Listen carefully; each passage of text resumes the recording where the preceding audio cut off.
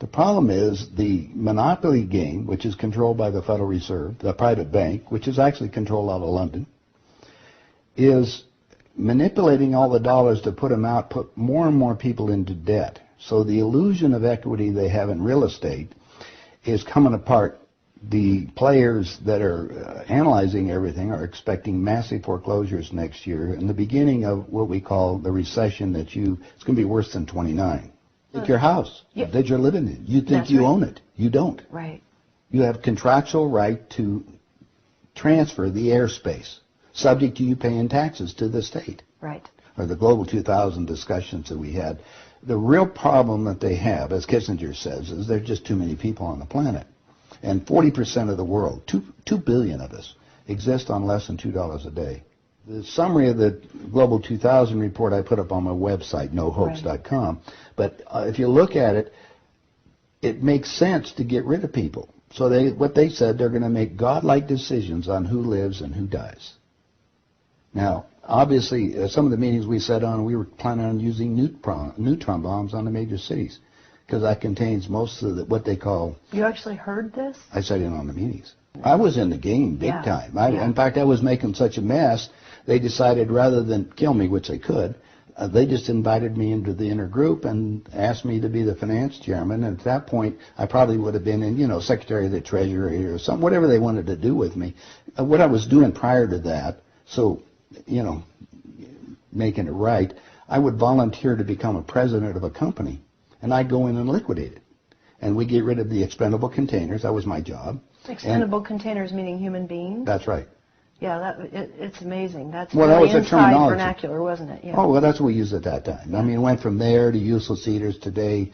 So you're happy with it. You're a human resource. So, which, all you are is part of the commodity, even in the business sense. You look at it, you have a cost. Labor. What is labor? Human resource. Right. When you're going to put together some kind of product. Well, the inside of the game, when we started to use neutron bombs, today they figure that biologicals are much cheaper. Mm-hmm. They're still planning on, the plan is to get a war started in the Middle East.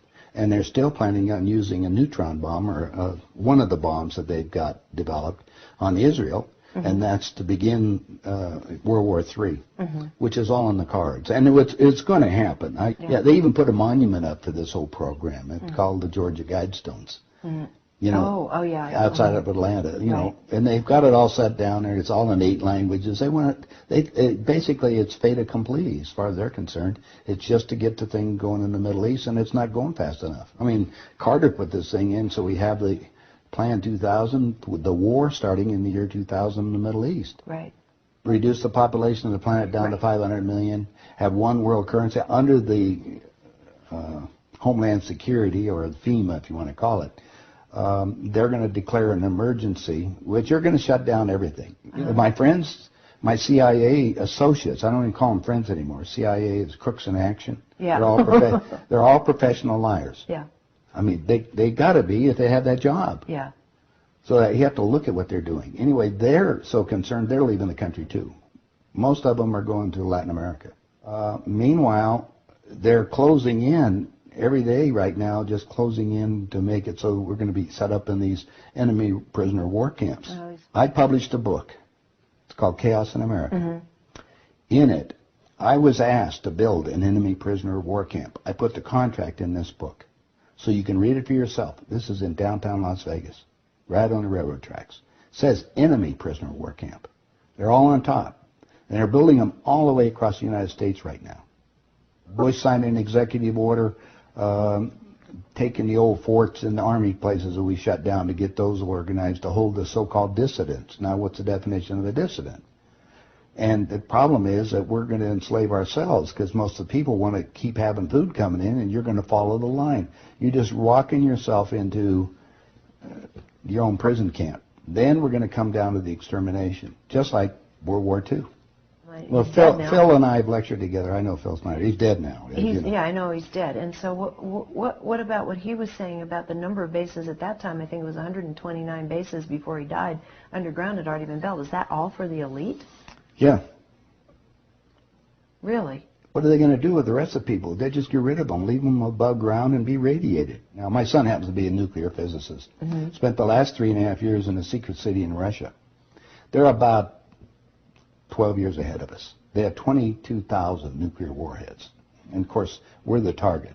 The Soviets have 3 nuclear submarines on the west coast and 3 on the east coast. They're about 2 football fields in length, 5 stories tall, and they all are nuclear powered and aimed at our major cities. Okay. West Coast gone. Well, because the plan is the northern hemisphere is where they're going to release the nuclear bombs, and the theory was that the winds from the North Pole that are coming down, because that's increasing drastically, will go to the equator, and there will be very little spillover because of the reverse of the winds, because of the southern hemisphere. Okay. So therefore, the nuclear radiation here will be a lot more than the southern hemisphere. And this is a fait accompli, you believe? Oh, they think so. Oh, yeah, they think they've won. That's the reason why they don't bother about me talking about it. They don't care whether you know or not. What are you going to do about it? And you have no idea what China is until you go over there for yourself. With 1,300,000,000, you understand, almost, well, a little over 4 times our population. Right.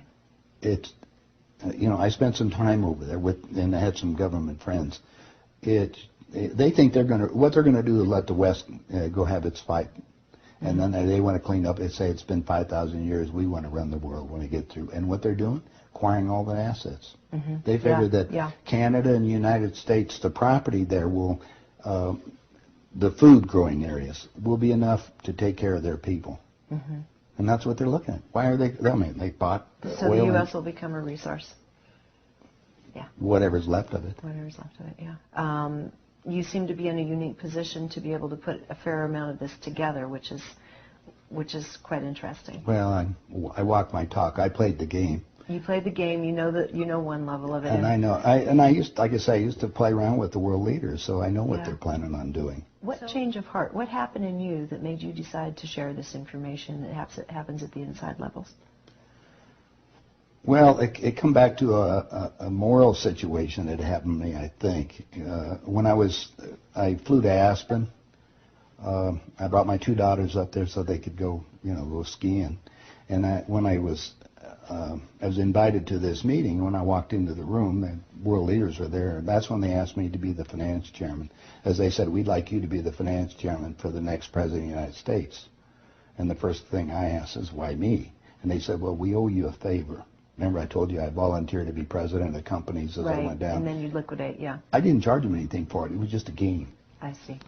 And anyway, that's what they said. So I thought you'd be good on the team, yeah. I'd be a team player. I just did it because it was, another one of these things. So next thing I asked them, I said, well, wait a minute. I just started this $100 million project. And they said, don't worry about it. We'll put it on ice. And I said, okay, who with? And I said, well, you can do that. Then I said the next thing was, who is going to be the next president? Now, this is 2 years before he became president. Right. They said Jimmy Carter. And I said, Jimmy who? And they said, well, he's the Democratic governor of Georgia. And I said, I've been voting Republican. And Paul Volcker said, son, don't worry about it. We control them both. Yeah. And I said, well, I got the next question is, what does a finance chairman do? Yeah. I haven't been doing that. I've been playing all this other stuff. They said, will you sit down with Ted? And so I sat over with Ted Kennedy. He's sitting right next to me. And Ted and I are, he's just joking. He says, George, you're going to love this job. You're really good with money. We're going to send you out to all the state Democratic functions to raise money for the National Democratic Party. And he said, you're going to meet some real foxy ladies. And just then, my daughter walked in. Ted looked at her and he says, wow, I want to go to bed with that. I says, no, you don't, Ted. That's my daughter, and she's 14. And his response to me was, I don't care. I was livid. I really didn't know what to do. So it was that moment Well, of wait a that minute. personal insult. That was part of it. Yeah. I got up and I walked across the room. Yeah. I then talked to Pierre Trudeau and his wife, who was the Prime Minister of Canada at that time. And I'm sitting in front of them was a little half cigar box full of white powder. And then I'm looking around the rest of the room. I said, my God, something hit me at that point. If the world leaders have to resort to this, I don't think I want to be part of this thing. I mean, even to the Pretty dark. Even to the pollution and getting everything else they're talking about, getting rid of all the other people. I mean, I was raised in a packing house and slaughtering animals, and you get to the point where people are just animals at that level. And then I found out a little bit more about the details of the Plan 2000, of the annihilation of the entire planet. I said, I got to stop these people. There's something there. I mean, it's just, they got to be stopped.